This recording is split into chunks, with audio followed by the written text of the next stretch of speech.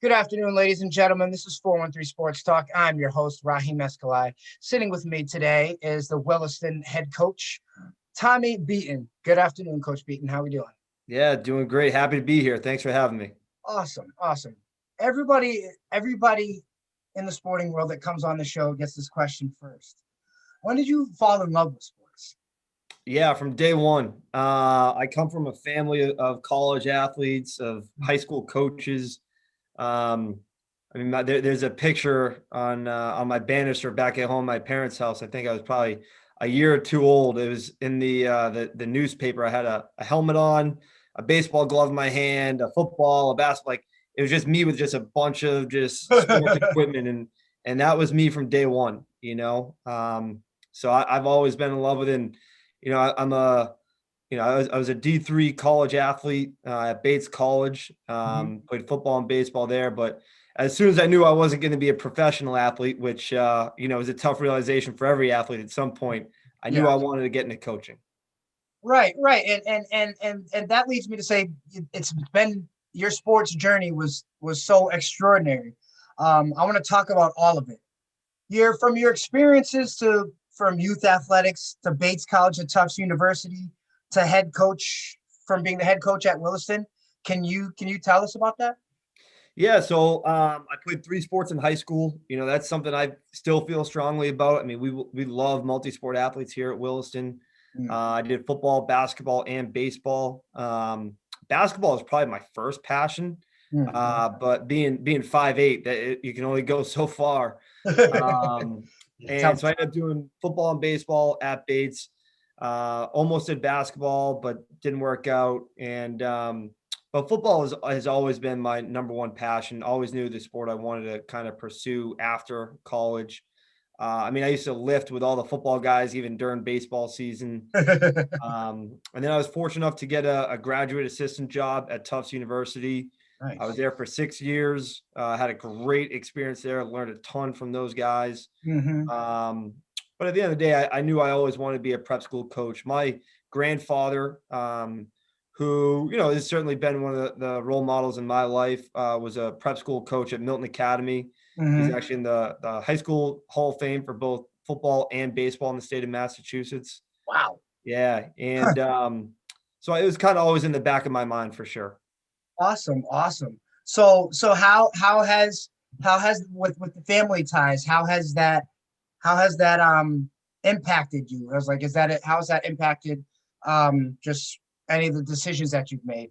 Yeah, absolutely. I mean, my mom's a high school field hockey coach. It's awesome that, we can bounce ideas off each other. I mean, the coaching community, I don't care what sport you're coaching's still coaching, Hmm. and so that's always been fun for me to kind of have those conversations with my mom and, my dad too. I mean, my dad was my high school coach and sorry, not my high school coach, but my youth coach and everything, Awesome. basketball, football, baseball. He was always coaching me. And, um, he was definitely harder on me than anybody else, but it certainly made me better. I wouldn't have changed a thing for sure. Awesome. Now playing, I want to ask on something on the basketball side. What position did you play? The Oh, I was a being point five guard. eight point Yeah, I was guard. a point guard. I couldn't shoot. I still can't shoot. But I'm a defend and assist guy. That's my game. It still is today. I Yep. not a shooter. Yeah, yeah, me too. I'd rather pass and make a play on the other side, the defensive side of the ball than lift a three or dunk on a guy. And I'm Absolutely. only 5'8" too. So There you go. There we go. We're good. We're good. I noticed you were on a very successful coaching staff at Tufts University. What was your I would say the best memory from that experience, and what made you transition from college athletics to high school? Yeah, so I'd say, my best memories are in the meeting rooms with the guys, coaching them. I was fortunate. I had an awesome position group that, a couple of guys I still keep in contact today, Mhm. Chance Brady, Yeah. Mike Rando, Max Sathi, like those three guys. I still talk to those guys today, and I coached them, 7 years ago. Ironically enough, Max's younger brother is going to be a postgraduate with us in the fall. So, Awesome. um, I would say my time, kind of in the meeting room with those guys, coaching them on the field, those are some of my favorite memories for sure. I mean, even more so than winning games, it's just kind of being around great people. Right. As head coach up there at Williston, what is your coaching philosophy? And how is that how is it translated to success on the field? Yeah, I'm a super competitive guy. I mean, I'll start with that. I tell every kid that I'm recruiting that when they come in, I'm one of the most competitive people that like I don't care if it's ping pong, chess, one-on-one basketball, cornhole. Like I'm going to compete in everything I do, and Right. I think that's kind of the mentality that we try to bring. Our whole coaching staff tries to bring to the team because that's important to us. I think unfortunately, the days of everybody gets a trophy and all that stuff, like that's not what we do. There's a winner and a loser. It's Oh like yeah. that on Saturdays for us in the fall. So we're going to practice like that every day as well. Right. Most definitely.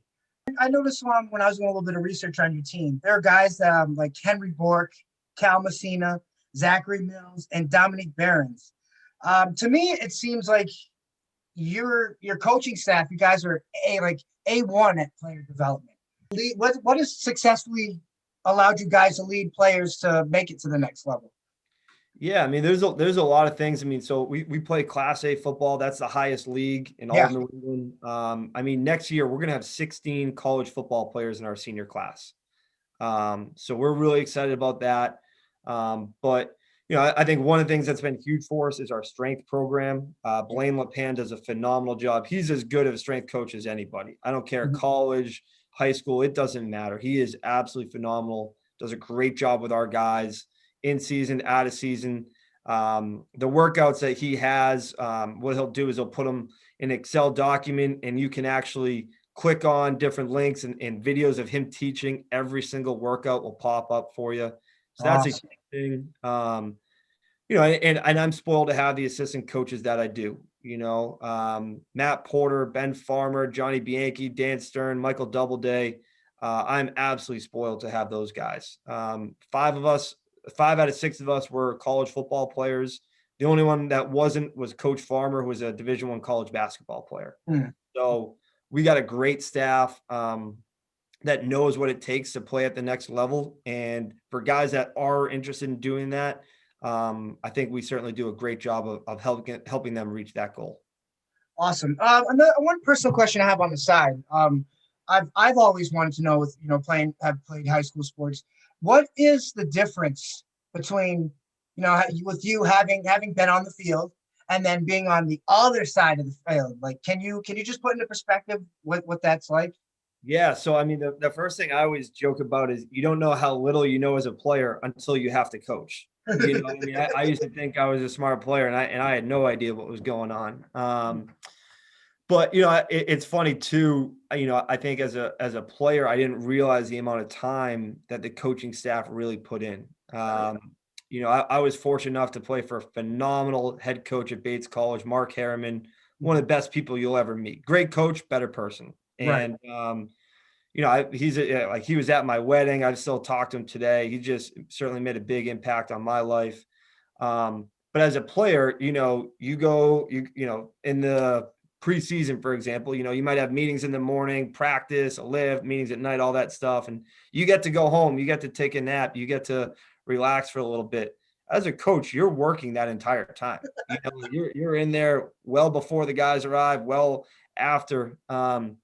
So I think that was something I didn't realize, and people ask me all the time, like, I'm thinking about coaching. And I say to every single one, unless you can live without it, like you got to be 100% sure that you want to do this, because it's a lot of time, a lot of work. But there's not a more rewarding profession for sure. I mean, we're, at Williston here, I always say the kids that we work with, the kids that we deal with on a day-to-day basis, I'm incredibly blessed to be working with these kids. So the issues that we have are minuscule compared to different programs and all that. Just because we have great kids for sure. Right. Now, last year during the pandemic, everything sports seemed to come to like a crashing halt. Um, throughout all the uncertainty and every cancellations, things getting restarted, um, what was a message? What was like a message that of sorts that you brought to your team? How were you able to lead them through it? Yeah, so I mean, it's certainly difficult. This past season, we had a very strong team, and we kind of felt this past fall this was the team that was going to kind of take us over the hump a little bit in Class A. Mm-hmm. So not put that onto the game field, that was tough. So really our goals this year were threefold. One, if we had games, we want to be prepared to win. Right. We want to be prepared to compete, prepared to play those games. We had a schedule, and I give our administration a heck of a lot of credit. We wanted to play, and we felt as though if we tested and you guys tested and everyone's negative, we could safely go play a football game, as they're doing now, and we felt that way in the fall. Unfortunately, we didn't have any games because other teams canceled on us, and I get it. There was more uncertainty in the fall. Don't get me wrong, but so that was our first thing. We wanted to, hey, if we have games, we want to be ready to go. The second thing is for our college football players or future college football players, we wanted to make sure that they had tape for the year. I think we did a great job there. I mean, if you look through any of our guys that are college football players on Twitter, they all have film. Yeah, dude, that 2019, especially, I was extremely fond of Henry Bork's tape. I like the way that he plays a quarterback position, um, especially the mechanics and the way his release is lightning quick. He doesn't hang it back there, and it looks like that, as when he's in his stance and he's ready to snap it. It looks like, and as a quarterback, I'm saying he's going to bring the arm back, and no, he didn't. It's such a clean release, and Yeah. that speaks to you and your offensive coordinator and your coach's development of him specifically. Yeah, I'll tell you this. Henry Bork was a guy that he worked his butt off. He was a great athlete as a sophomore. He turned himself into a great quarterback as a senior. Mm. But like I was saying, then just obviously the college football guys, we want to make sure we had film for them, which we did, and then we wanted to get better. We wanted to get our younger guys better so that when we had a season in the fall of 21, which we will, that we're ready to go. And again, we were fortunate. We practiced every day. There were other schools, unfortunately, that their administration had different rules of things they could and couldn't do. And we felt as though we could do it, and we did it safely. I mean, we test every single staff member, faculty, and student here at Williston every single week, over 700 tests a week. And we did it. We did it safely. Our kids got better. They got film. So we certainly, all things considered, when you talk to other prep school coaches and different things like that, yeah, we would have loved to play games, but we made the most of our situation. Awesome. It sounds like things slowly got to get better. What can we expect from the Williston Wildcats this season? Yeah, we're excited. I mean, I try not to put a win number or anything like that. I think when you watch us play on Saturdays, Yeah. I hope that you come out saying, that was the toughest team I saw, and they wanted it the most. They competed the best. I do believe we have a very talented team this year, and Mhm. we got great players, but we got better young men. And watching them compete all fall, watching them how hard they're working this offseason, I certainly feel very optimistic about our chances in the fall. But at the end of the day, how we handle adversity, how hard we work over the summer and preseason and all that, that's going to dictate the success that we have. Exactly. I got an X and O's question for you.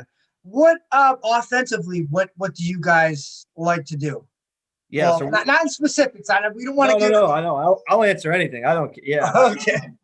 We're no huddle, fast paced, spread offense. What you see on TV on college footballs on Saturday. Awesome.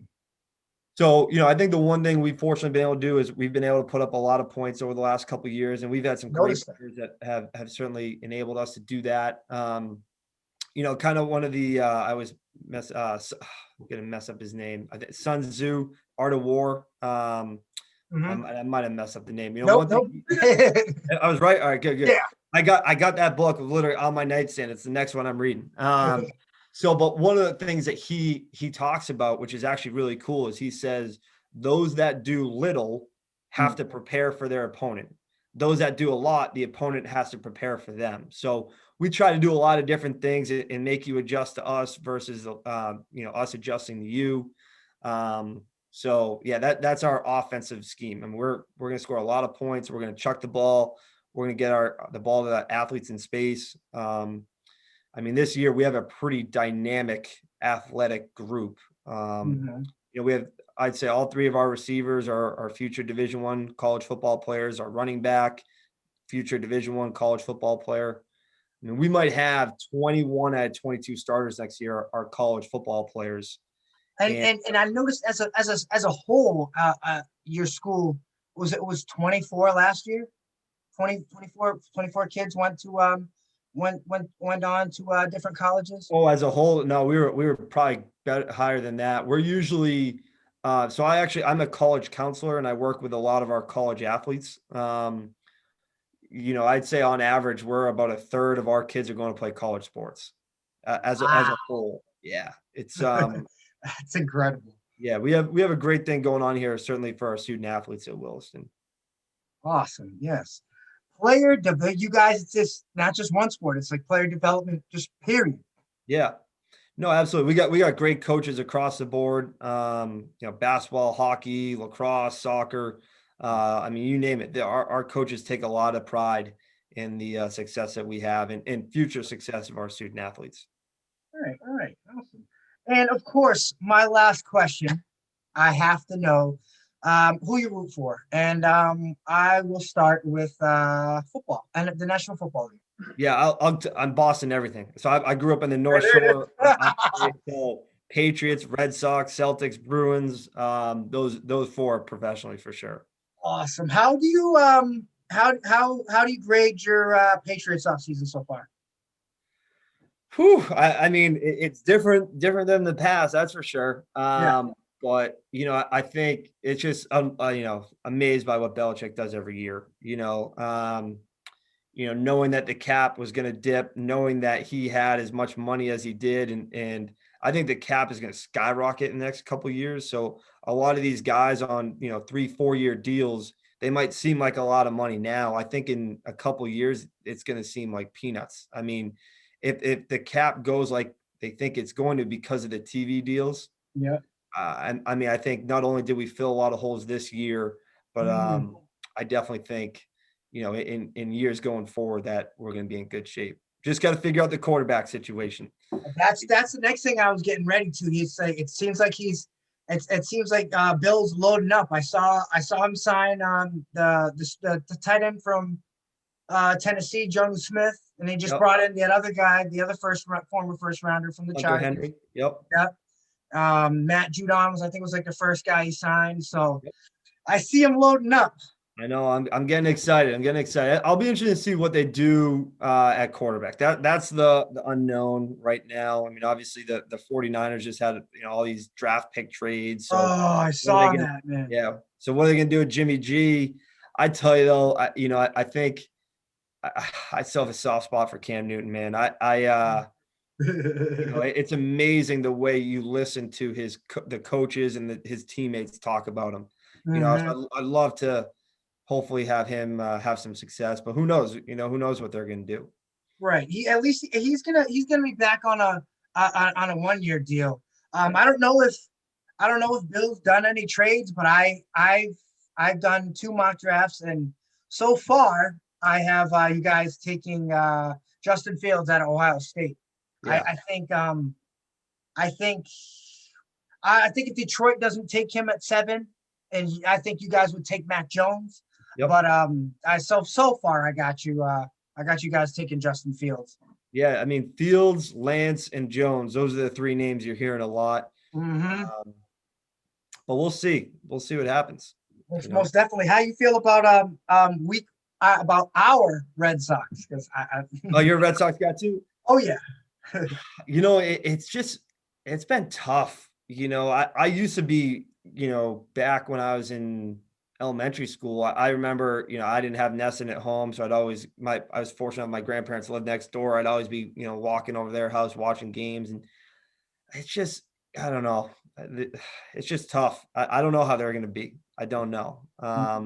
I'm jacked up. They got quarterback though. I think he's phenomenal. Yes. So that's huge. But getting rid of Mookie and all that, it's tough. Mhm. Tough pill to swallow for sure. Yeah, I definitely I don't like how Buster Only thinks we're going to be 25th this year. Yeah. I personally don't think I don't see us stinking that bad, but No, I'm with you. I mean, we definitely still have some good players. Dustin Pedroia was my guy. yeah. As a scrappy, shorter guy myself, he was always kind of the guy I looked towards, and it's too bad he's been banged up. Yeah. So Most definitely.